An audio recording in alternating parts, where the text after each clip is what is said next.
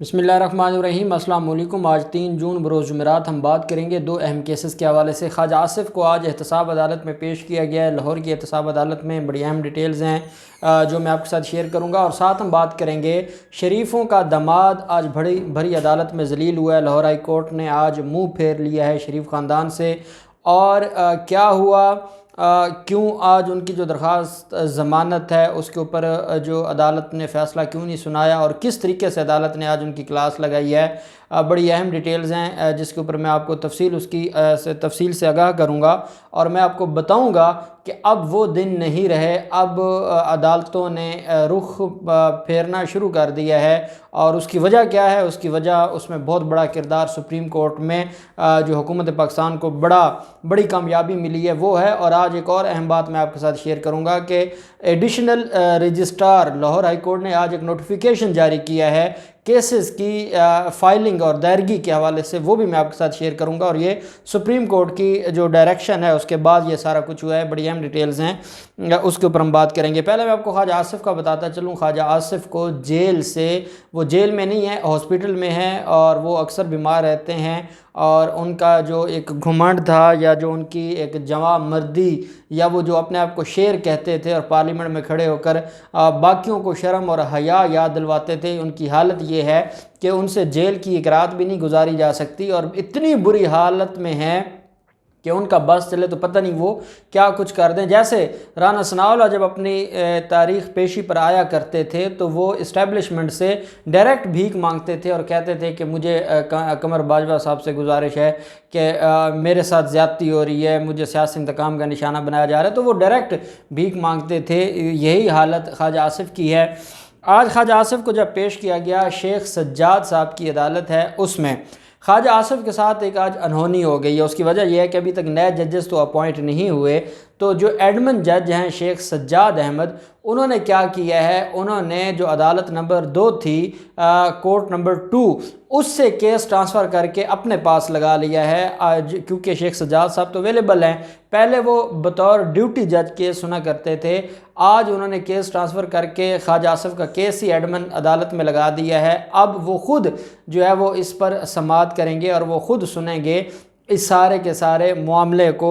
और उन्होंने आज नया प्रोसिक्यूटर के साथ बड़ी डिटेल उनकी बात हुई है। नया प्रोसिक्यूटर ने सारा प्रोसेस बताया है, सारी एविडेंस के बारे में बताया है, सारे गवाहों के बारे में डिटेल्स अदालत को बताई हैं, और साथ अदालत को ये भी बताया है कि जो रेफरेंस है मुलज़िम के ख़िलाफ़, उसमें 2 गवाह जो थे वो फॉरेनर्स थे, और उनकी वजह से मामला जो है वो रुका हुआ था, क्योंकि ख्वाजा आसिफ नहीं चाहते कि उनके हक़ के जो वो ये क्लेम करते हैं कि मैं बैरून मुल्क किसी कंपनी से तनख्वाह लेता था, तो ना वो बैरून मुल्क किसी कंपनी का कोई गवाह करवाना चाहते हैं, और ना ही उनकी कोई स्टेटमेंट रिकॉर्ड होना चाहती है। तो फिर हमें कोई फ़र्क नहीं पड़ता, हम रेफरेंस को अब फाइनली कंक्लूड कर रहे हैं, और अब इनके लिए जो एविडेंस का मौका होगा वो ख़त्म हो जाएगा, मामला फिर हम अदालत में ले आएंगे। तो अदालत ने कहा कि इस मामले को मज़ीद ना आप लटकाएं।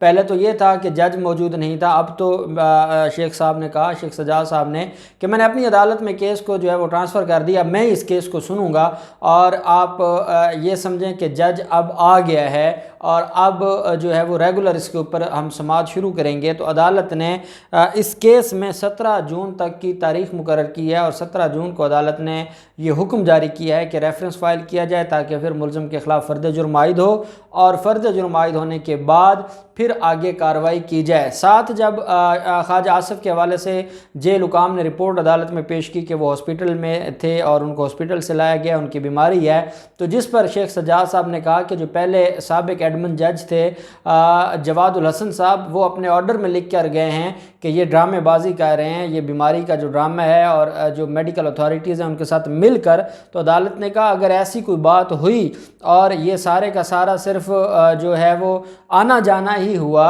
और हवाखोरी के लिए उनको हॉस्पिटल ले जाया गया, और मुझे इसकी इन्फॉर्मेशन मिल गई, तो मैं किसी को नहीं छोड़ूंगा। पहले तो ऑनरेबल जज ने सिर्फ जो है वो ऑर्डर लिखा था, अब अगर कोई इस तरीके से किसी को रिलीफ देगा मुलज़िम को, तो हमारी ज़िम्मेदारी है कि हम ऐसे इलीगल कामों के ख़िलाफ़ दीवार बन जाएं। عدالت نے 17 جون کے لیے اس کیس کی سماعت کو ملتوی کیا ہے اور 17 جون تک نیب سے ہر حال میں ریفرنس فائل کرنے کا حکم جاری کر دیا ہے۔ اور اب خواجہ آصف کے جو جج ہوں گے وہ شیخ سجاد صاحب ہوں گے اور وہ ریگولر اس کیس کے اوپر سماعت کریں گے۔ اب دوسری طرف معاملہ آ جاتا ہے کیپٹن ریٹائرڈ صفدر کا۔ آپ جانتے ہیں کہ آمدن سے زائد اثاثہ جات کیس میں کیپٹن ریٹائرڈ صفدر کے خلاف جو تحقیقات ہیں وہ بہت بڑے لیول پر ہیں، اور وہ صرف کیپٹن ریٹائرڈ صفدر کے خلاف نہیں ہے۔ کیپٹن ریٹائرڈ صفدر کو اس کی بیوی مریم صفدر کا بھی جواب دینا ہے، ان کے بیٹوں کا بھی جواب دینا ہے، بیٹیوں کا بھی جواب دینا ہے، اور ماں باپ کا بھی جواب دینا ہے کیپٹن صفدر کو۔ اور یہ ساری ڈیٹیلز، یہ اتنی بڑی فائل ہے، اس میں ریونیو حکام سے الگ ان سارے لوگوں کے، کیپٹن صفدر کے آس پاس کے جو قریبی رشتہ دار ہیں، ان سب کی ڈیٹیلز ریونیو حکام نے بھی پرووائڈ کر دی ہیں، ایل ڈی اے والوں نے بھی پرووائڈ کر دی ہیں، ایف بی آر نے بھی پرووائڈ کر دی ہیں، اسٹیٹ بینک نے ان کے بینک اکاؤنٹس کی ڈیٹیلز پرووائڈ کر دی ہیں، ہری پور میں جو ان کے جو ہے وہ پراپرٹیز ہیں وہ ساری کی ساری بھی اس کی رپورٹس بھی عدالت میں سبمٹ کروا دی گئی ہیں۔ اور اب یہ جو معاملہ ہے کیپٹن ریٹائرڈ صفدر کے خلاف آمدن سے زیادہ اثاثہ جات کیس کا، اس میں یہ ضمانت پر ہیں، عبوری ضمانت پر۔ آج عدالت میں پیش ہوئے لیگی وکلا عدالت میں موجود تھے، اور وہی بینچ تھا جسٹس عالیہ نیلم صاحبہ کی سربراہی میں جسٹس اسجد جاوید گھرال صاحب۔ جسٹس اسجد جاوید گھرال صاحب انتہائی تکلیف میں ہیں جس طریقے سے جو رویہ رکھا گیا پاکستان مسلم لیگ نون کی قیادت کی طرف سے، اور پاکستان مسلم لیگ نون نے جس طریقے سے آنریبل جج کو بلیم کیا، ایلیگیشنز لگائے اور سوالات اٹھائے، تو اس کے بعد جو جسٹس اسجد جاوید گھرال صاحب ہیں وہ انتہائی دکھی ہیں، اور وہ اس معاملے پر کوئی بھی ریلیف دینے کو تیار نہیں ہے اور ان کو معافی دینے کے لیے تیار نہیں ہے۔ آج بھی پاکستان مسلم لیگ نون کے جو وکلا ہیں انہوں نے عدالت سے کہا کہ جناب ہمیں آپ پر اعتماد ہے، ہم چاہتے ہیں آپ ہمارا کیس سنیں، ہم چاہتے ہیں کہ ہمیں اسی کورٹ سے انصاف ملے۔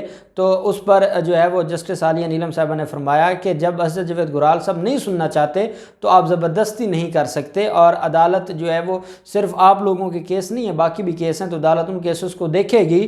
باقی آپ کا جو معاملہ ہے وہ چیف جسٹس صاحب جانے اور آپ جانیں۔ کیپٹن ریٹائرڈ صفدر عدالت میں موجود تھے، تو ان کی طرف سے جو ان کے وکلا تھے انہوں نے کہا ٹھیک ہے جناب، اس میں پھر ہمیں کو 1 ماہ کا ٹائم دے دیا جائے، اس کے بعد جب نیا بینچ بنے گا تو ہم دیکھیں گے۔ عدالت نے کہا کس چیز کا آپ کو 1 ماہ کا ٹائم چاہیے؟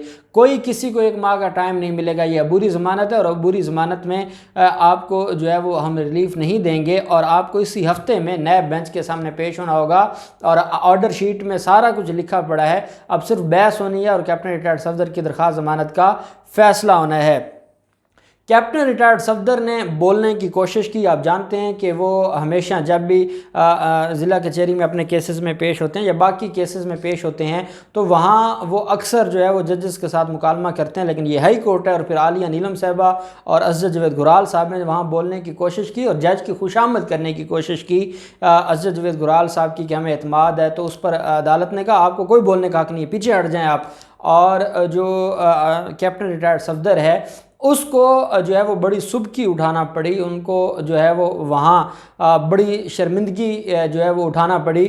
عدالت میں اس کیس کی جو سماعت ہے اس پر جو نیب کی طرف سے نیب پروسیکیوٹرز نے عدالت کو جو ڈیٹیلز بتائیں، ان کا عدالت سے یہ کہنا تھا کہ ہم نے جو انکوائری ہے وہ مکمل کر لی ہے، ملزم گنہگار پایا گیا ہے، اور ملزم کی فیملی نے اتنے بڑے فراڈ کیے ہیں، اور یہ ایسے راتوں رات ارب پتی پھر کھرب پتی ہوئے ہیں، اور اتنی بڑی پراپرٹیز انہوں نے خریدی ہیں کہ جس کا کوئی جواب نہیں ہے، ان کے پاس کوئی منی ٹریل نہیں ہے، ان کے پاس جو ہے وہ نیب حکام کو پیش کرنے کے لیے کچھ بھی نہیں ہے۔ اس لیے ان کی جو تفتیش ہے اور ان کی جو انکوائری ہے وہ ہم نے مکمل کر لی ہے، اور ہم سارے کے سارے معاملے کو بڑے جو ہے وہ محنت سے ہم نے اس کے اوپر ورکنگ کی ہے۔ تو عدالت سے کہا کہ اس کو جلد از جلد ڈیسائیڈ کیا جائے۔